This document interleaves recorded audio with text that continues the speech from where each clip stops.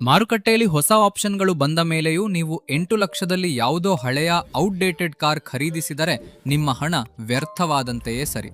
ಏಕೆಂದರೆ ಅದೇ ಬೆಲೆಗೆ ಒಂದೆಡೆ ಸೇಫ್ಟಿ ಹೆಸರಿನಲ್ಲಿ ಡಬ್ಬಿ ಕಾರು ಸಿಗುತ್ತಿದ್ದರೆ ಇನ್ನೊಂದೆಡೆ ಮೈಲೇಜ್ ಎಷ್ಟೊಂದು ಕಡಿಮೆ ಇದೆ ಎಂದರೆ ಓನರ್ಗಳು ಆಮೇಲೆ ಅಳುವಂತಾಗಿದೆ. ಅದಕ್ಕಾಗಿಯೇ 8 ಲಕ್ಷದವರೆಗಿನ ಎಲ್ಲಾ ಕಾರುಗಳನ್ನು ಕಂಪೇರ್ ಮಾಡಿದ ನಂತರ ನಾವು 2026ರ ಟಾಪ್ 5 ಕಾರುಗಳನ್ನು ವರ್ಸ್ಟ್ನಿಂದ ಬೆಸ್ಟ್ವರೆಗೆ ರ್ಯಾಂಕ್ ಮಾಡಿದ್ದೇವೆ. ಇದರಿಂದ ವಿಡಿಯೋದ ಕೊನೆಯಷ್ಟರಲ್ಲಿ ನೀವು ನಿಮ್ಮ ಫ್ಯಾಮಿಲಿಗೆ ಮೋಸ್ಟ್ ವ್ಯಾಲ್ಯೂ ಫಾರ್ ಮನಿ ಕಾರನ್ನು ಆಯ್ಕೆ ಮಾಡಿಕೊಳ್ಳಬಹುದು. ಒಂದು ವೇಳೆ ನಿಮಗೆ ಅಗ್ಗದ ಬಜೆಟ್ ಫೀಲ್ ಇಲ್ಲದ ಮಾಡರ್ನ್ ಕಾರ್ ಬೇಕಿದ್ದರೆ ಈ ವಿಡಿಯೋವನ್ನು ದಯವಿಟ್ಟು ಕೊನೆಯವರೆಗೆ ನೋಡಿ. Number 5, Maruti Suzuki Dzire. ನಿಮಗೆ ಪೆಟ್ರೋಲ್ನ ಏರುತ್ತಿರುವ ಬೆಲೆಗಳ ಟೆನ್ಷನ್ ಬೇಡ ಮತ್ತು ಜೊತೆಗೆ ಟ್ಯಾಕ್ಸಿ ಇಮೇಜ್ ಹಾಗೂ ಡಬ್ಬಿ ಕಾರಿನಿಂದಲೂ ಪಾರಾಗಬೇಕಿದ್ದರೆ ನಂಬರ್ 5ರಲ್ಲಿ ಬರುತ್ತದೆ ಹೊಸ ಮಾರುತಿ ಡಿಸೈರ್. ಇದರ ಹೊಸ ಸ್ಲೀಕ್ ಔಡಿ ಶೈಲಿಯ ಫ್ರಂಟ್ ಡಿಸೈನ್ ಇದರ ರೋಡ್ ಪ್ರೆಸೆನ್ಸ್ ಅನ್ನು ಪೂರ್ತಿಯಾಗಿ ಬದಲಾಯಿಸಿದೆ. ಹೊಸ 1.2 litre Z series 3 cylinder engine ಸಿಟಿಯ ಟ್ರಾಫಿಕ್ನಲ್ಲಿ ಜಬರ್ದಸ್ತ್ ಲೋ ಎಂಡ್ ಪಂಚ್ ನೀಡುತ್ತದೆ. ಇದರಿಂದ ಗಾಡಿ ಆರಾಮವಾಗಿ ಮುಂದೆ ಸಾಗುತ್ತದೆ. ಸೇಫ್ಟಿ ವಿಷಯಕ್ಕೆ ಬಂದರೆ ಇದು ಮಾರುತಿಯ ಇತಿಹಾಸದಲ್ಲೇ ಹೊಸ ದಾಖಲೆ ಬರೆದಿದೆ. ಇದಕ್ಕೆ ಸಿಕ್ಕಿದೆ perfect 5 star global and Bharat NCAP rating. ಇದಲ್ಲದೆ ಬೇಸ್ ವೇರಿಯಂಟ್ನಿಂದಲೇ 6 ಏರ್ ಬ್ಯಾಗ್ಗಳು, ESP ಮತ್ತು ಬೆಟ್ಟ ಗುಡ್ಡಗಳಲ್ಲಿ ಡ್ರೈವಿಂಗ್ ಸುಲಭಗೊಳಿಸಲು ಹಿಲ್ ಹೋಲ್ಡ್ ಅಸಿಸ್ಟ್ ಸ್ಟ್ಯಾಂಡರ್ಡ್ ಆಗಿ ಸಿಗುತ್ತದೆ.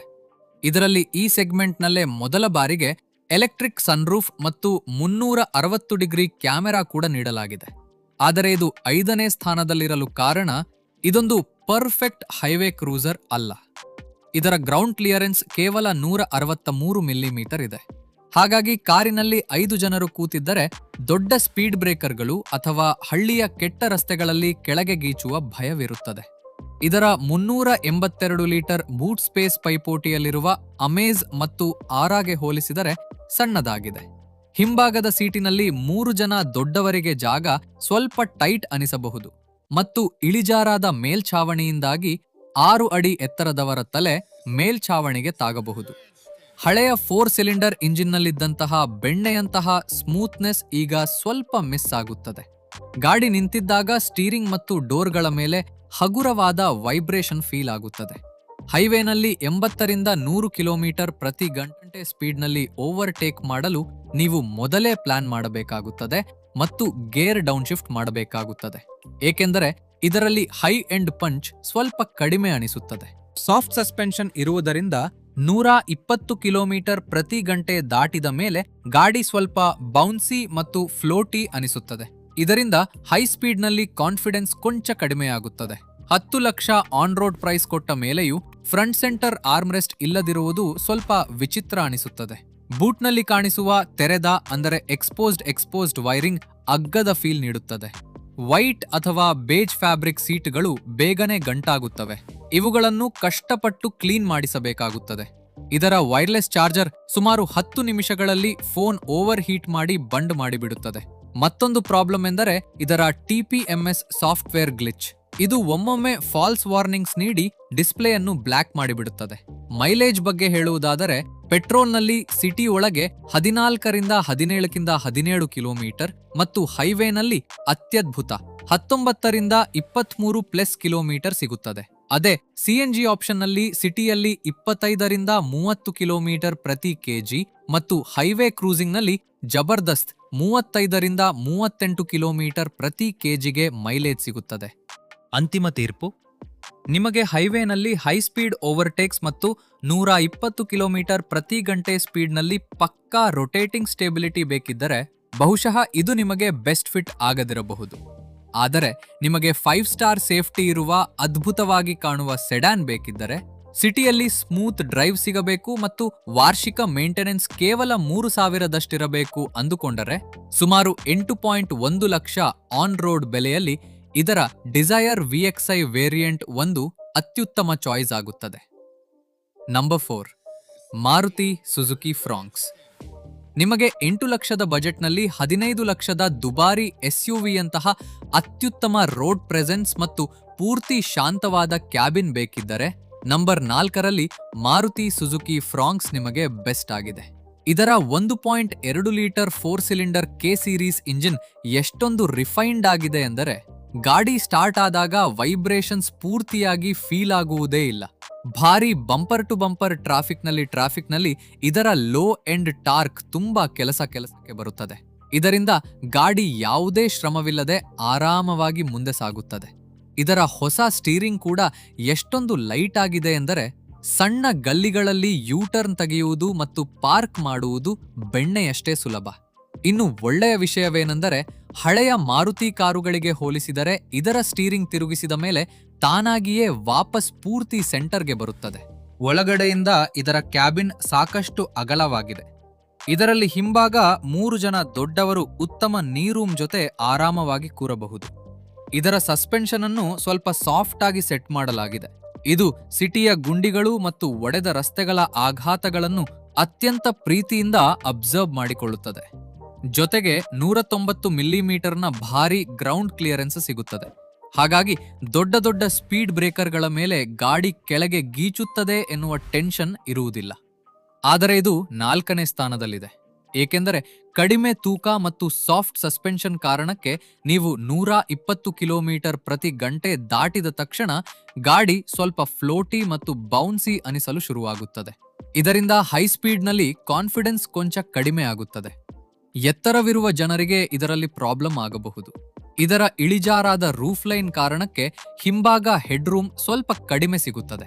ಹಾಗಾಗಿ 6 ಅಡಿ ಎತ್ತರದವರ ತಲೆ ಮೇಲ್ಛಾವಣಿಗೆ ತಾಗಬಹುದು. ಇತ್ತೀಚೆಗೆ ಎಲ್ಲರಿಗೂ ಸನ್ರೂಫ್ ಬೇಕು, ಆದರೆ ಇದರ ಯಾವುದೇ ವೇರಿಯಂಟ್ನಲ್ಲಿ ಸನ್ರೂಫ್ ಸಿಗುವುದಿಲ್ಲ.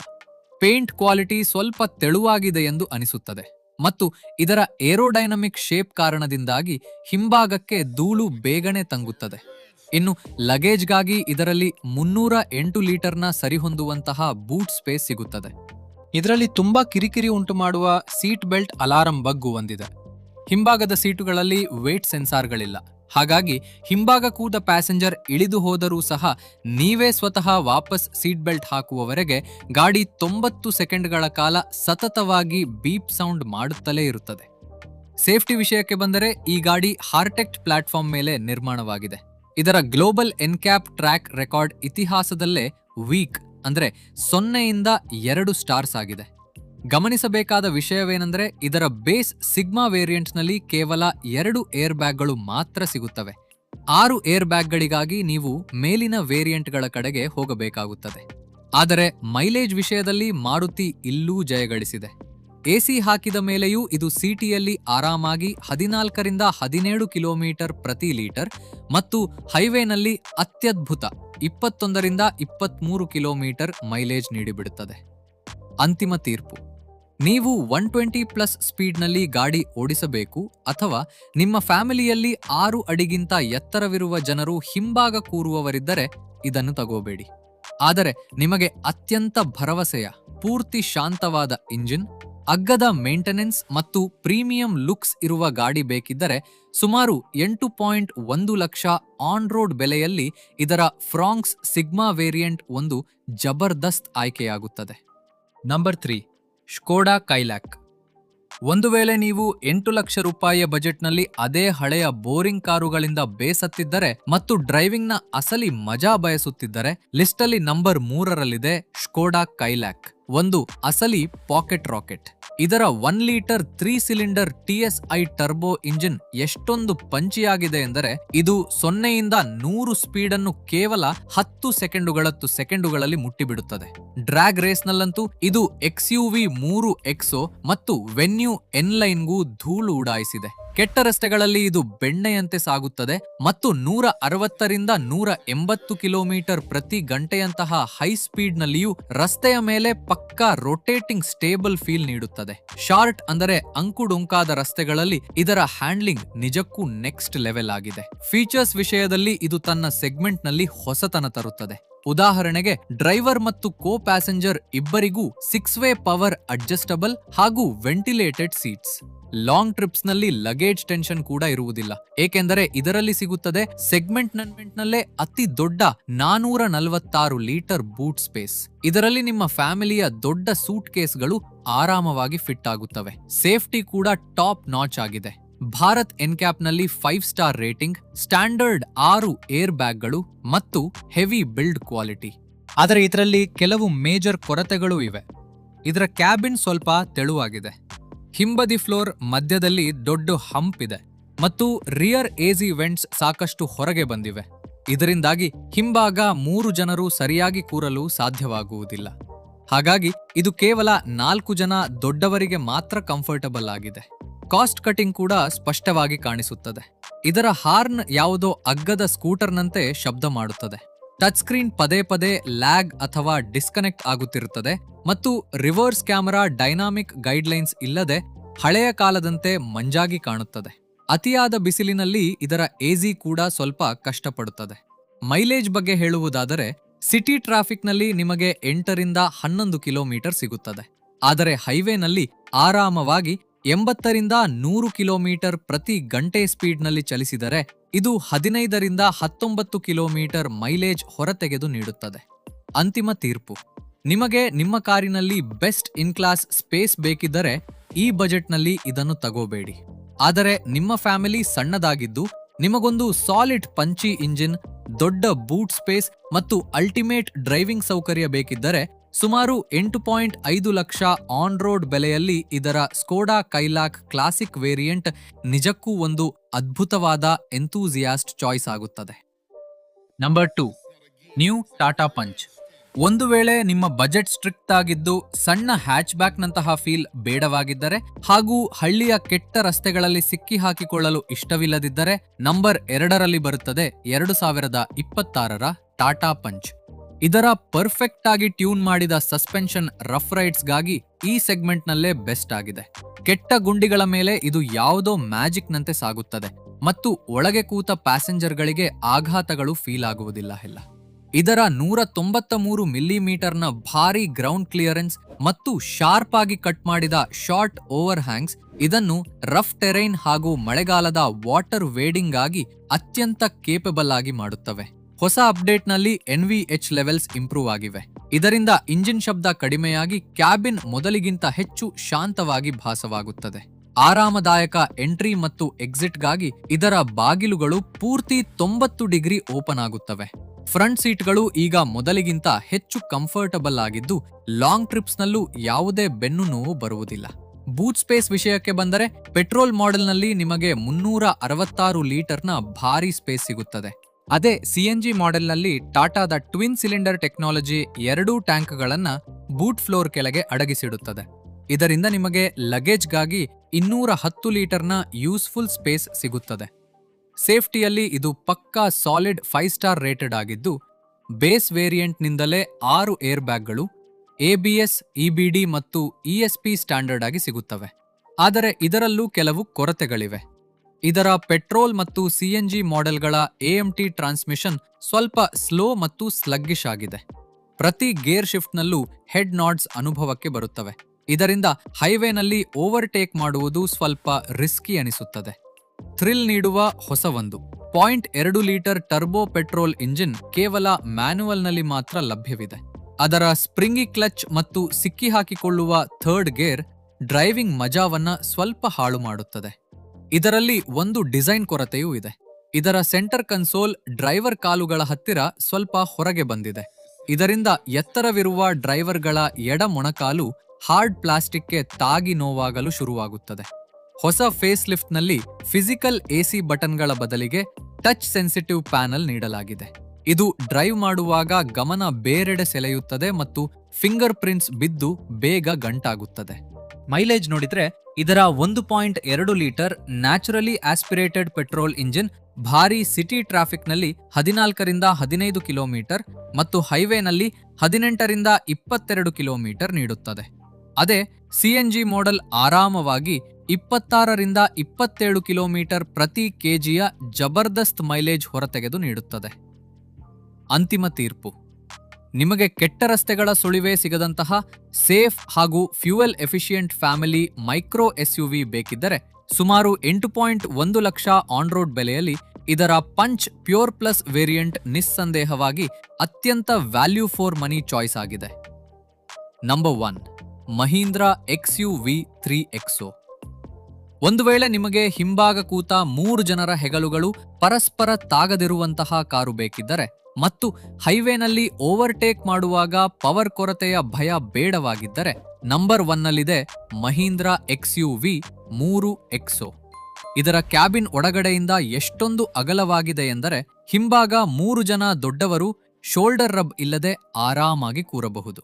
ನಿಮ್ಮ ಫ್ಯಾಮಿಲಿಯ ಪ್ರೊಟೆಕ್ಷನ್ಗಾಗಿ ಇದಕ್ಕೆ ಗ್ಲೋಬಲ್ ಎನ್ಕ್ಯಾಪ್ನಿಂದ ಸಾಲಿಡ್ 5 ಸ್ಟಾರ್ ಸೇಫ್ಟಿ ರೇಟಿಂಗ್ ಸಿಕ್ಕಿದೆ ಮತ್ತು ಜೊತೆಗೆ ಈಗ ಬೇಸ್ ಮಾಡೆಲ್ನಿಂದಲೇ 6 ಏರ್ ಬ್ಯಾಗ್ಗಳು ಸ್ಟ್ಯಾಂಡರ್ಡ್ ಆಗಿ ಬರುತ್ತವೆ. ನೀವು ಸ್ವಲ್ಪ ಬಜೆಟ್ ಪುಷ್ ಮಾಡಿ 9 ಲಕ್ಷದ ಒಳಗಿನ MX2 Pro ಅಥವಾ MX3 ವೇರಿಯಂಟ್ ಖರೀದಿಸಿದರೆ ಇದರಲ್ಲಿ 10.25 ಇಂಚ್ನ ದೊಡ್ಡ ಇನ್ಫೋಟೈನ್ಮೆಂಟ್ ಸಿಸ್ಟಮ್ ಮತ್ತು ಪ್ರೀಮಿಯಂ ಲೆದರೆಟ್ ಸೀಟ್ಗಳು ಕೂಡ ಸಿಗುತ್ತವೆ. ಪರ್ಫಾರ್ಮೆನ್ಸ್ ಅಂತೂ ಇದರದ್ದು ಅದ್ಭುತವಾಗಿದೆ. ಇದರ 1.2 litre TGDI turbo petrol engine ಈ ಸೆಗ್ಮೆಂಟ್ನಲ್ಲೇ ಅತಿ ಹೆಚ್ಚು ಪವರ್ಫುಲ್ ಆಗಿದ್ದು 130 ಹಾರ್ಸ್ ಪವರ್ ಮತ್ತು 230 ನ್ಯೂಟನ್ ಮೀಟರ್ ಓವರ್ ಬೂಸ್ಟ್ ಜೊತೆ 250 ನ್ಯೂಟನ್ ಮೀಟರ್ ಟಾರ್ಕ್ ನೀಡುತ್ತದೆ. ಇನ್ನು ಇದರ 2.5 ಲೀಟರ್ ಡೀಸೆಲ್ ವೇರಿಯಂಟ್ ಅಂತೂ ಭಾರಿ 300 ನ್ಯೂಟನ್ ಮೀಟರ್ ಟಾರ್ಕ್ ಹೊರತೆಗೆಯುತ್ತದೆ. ಇದು ಇದರ ಪೈಪೋಟಿದಾರರಿಗಿಂತ ತುಂಬಾ ಹೆಚ್ಚಾಗಿದೆ. ಆದರೆ ಈ ಗಾಡಿ ಪರ್ಫೆಕ್ಟ್ ಆಲ್ರೌಂಡರ್ ಏಕೆ ಅಲ್ಲ? ಅತಿ ದೊಡ್ಡ ಪ್ರಾಬ್ಲಮ್ ಎಂದ್ರೆ ಇದರ 295 ಲೀಟರ್ನ ಸಣ್ಣ ಬೂಟ್ ಸ್ಪೇಸ್. ಈ ಸ್ಪೇಸ್ ಆಳವಾಗಿದೆ ನಿಜ, ಆದರೆ ಸಾಕಷ್ಟು ಕಿರಿದಾಗಿದೆ. ಇದರಲ್ಲಿ ಫ್ಯಾಮಿಲಿ ಟ್ರಿಪ್ಸ್ನ ದೊಡ್ಡ ಸೂಟ್ ಕೇಸ್ಗಳನ್ನ ಫಿಟ್ ಮಾಡುವುದು ತುಂಬಾ ಕಷ್ಟ. 60:40 ಸ್ಪ್ಲಿಟ್ ಸೀಟ್ಗಳನ್ನು ಮಡಚಿದರೂ ಫ್ಲಾಟ್ ಫ್ಲೋರ್ ಸಿಗುವುದಿಲ್ಲ ಮತ್ತು ಸ್ಟೆಪ್ನಿಯಲ್ಲಿ ಕಾಸ್ಟ್ ಕಟಿಂಗ್ ಮಾಡುತ್ತಾ ಸಣ್ಣ 16 ಇಂಚ್ನ ಸ್ಪೇರ್ ಟೈರ್ ನೀಡಲಾಗಿದೆ. ಟ್ರಾಫಿಕ್ನಲ್ಲಿ 2000 RPM ಗಿಂತ ಕೆಳಗೆ ಇದರ ಟರ್ಬೋ ಲ್ಯಾಗ್ ಸ್ಪಷ್ಟವಾಗಿ ಗೊತ್ತಾಗುತ್ತದೆ. ನಿಂತಿರುವ ಗಾಡಿಗೆ ಹಠಾತ್ತನೆ ರೇಸ್ ಕೊಟ್ಟಾಗ ಮೊದಲು ಸ್ವಲ್ಪ ಡಿಲೇ ಆಗುತ್ತದೆ, ಆಮೇಲೆ ದಿಢೀರನೆ ಜರ್ಕ್ ಜೊತೆ ಪವರ್ ಬರುತ್ತದೆ. ಇನ್ ಡಿಮ್ಯಾಂಡ್ ಫೀಚರ್ಸ್ ಆದ ವೆಂಟಿಲೇಟೆಡ್ ಸೀಟ್ಸ್ ಮತ್ತು ಟೆಲಿಸ್ಕೋಪಿಕ್ ಸ್ಟೀರಿಂಗ್ ಇದರಲ್ಲಿ ಮಿಸ್ಸಿಂಗ್ ಇವೆ. ಮ್ಯಾನುವಲ್ ಗಾಡಿಗಳಲ್ಲಿ ಇದರ long clutch travel bumper to bumper ಟ್ರಾಫಿಕ್ನಲ್ಲಿ ಕಾಲು ದಣಿಸಿಬಿಡುತ್ತದೆ ಮತ್ತು ಇದರ ವೈಟ್ ಲೆದರೆಟ್ ಅಪೋಲ್ಸ್ಟರಿ ತುಂಬಾ ಬೇಗ ಗಂಟಾಗುತ್ತದೆ. ಪೆಟ್ರೋಲ್ ಇಂಜಿನ್ ಸ್ವಲ್ಪ ಪೆಟ್ರೋಲ್ ಕುಡಿಯುತ್ತದೆ. ಸಿಟಿಯಲ್ಲಿ ನಿಮಗೆ 8 ರಿಂದ 11 ಕಿಲೋಮೀಟರ್ ಮತ್ತು ಹೈವೇನಲ್ಲಿ 12 ರಿಂದ 15 ಕಿಲೋಮೀಟರ್ ಮಾತ್ರ ಸಿಗುತ್ತದೆ.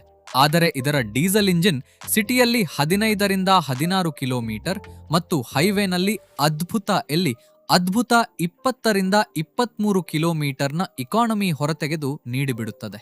ಅಂತಿಮ ತೀರ್ಪು: ನಿಮಗೆ ಅತಿ ಅಗಲವಾದ ಕ್ಯಾಬಿನ್ ಇರುವ proper rough and tough SUV, thrilling performance ಮತ್ತು ಪ್ರೀಮಿಯಂ ಫೀಲ್ ಬೇಕಿದ್ದರೆ ಸುಮಾರು 8.4 ಲಕ್ಷ ಆನ್ ರೋಡ್ ಬೆಲೆಯಲ್ಲಿ ಇದರ XUV3 ಎಕ್ಸೋ MX1 ವೇರಿಯಂಟ್ ಅತ್ಯಂತ ಪವರ್ಫುಲ್ ಪ್ಯಾಕೇಜ್ ಆಗಿದೆ. ಸ್ನೇಹಿತರೆ, ಇವತ್ತಿನ ಈ ವಿಡಿಯೋಗೆ ಇಷ್ಟೇ. ಈ ಲಿಸ್ಟಲ್ಲಿ ನಿಮ್ಮ ಫೇವರೆಟ್ ಕಾರ್ ಯಾವುದು ಮತ್ತು ಈ ವಿಡಿಯೋ ಬಗ್ಗೆ ನಿಮ್ಮ ಅನಿಸಿಕೆಯನ್ನ ಕಮೆಂಟ್ ಮಾಡಿ ಖಂಡಿತ ತಿಳಿಸಿ. ವಿಡಿಯೋ ಇಷ್ಟವಾಗಿದ್ದರೆ ತಪ್ಪದೆ ಒಂದು ಲೈಕ್ ಮಾಡಿ ಹಾಗೂ ಇಂತಹದ್ದೇ ಇನ್ನಷ್ಟು ಇಂಟ್ರೆಸ್ಟಿಂಗ್ ಕಾರ್ ಅಪ್ಡೇಟ್ಸ್ಗಳಿಗಾಗಿ ನಮ್ಮ ಚಾನಲ್ ಅನ್ನು ಈಗಲೇ ಸಬ್ಸ್ಕ್ರೈಬ್ ಮಾಡೋದನ್ನ ಮರೆಯಬೇಡಿ. ಮತ್ತೆ ಸಿಗೋಣ ಮುಂದಿನ ವಿಡಿಯೋದಲ್ಲಿ. ಅಲ್ಲಿಯವರೆಗೆ ಕನ್ನಡ ಮೋಟಾರ್ ಝೋನ್ ನೋಡ್ತಾ ಇರಿ ಮತ್ತು ಸೇಫ್ ಆಗಿ ಡ್ರೈವ್ ಮಾಡಿ. ಧನ್ಯವಾದಗಳು.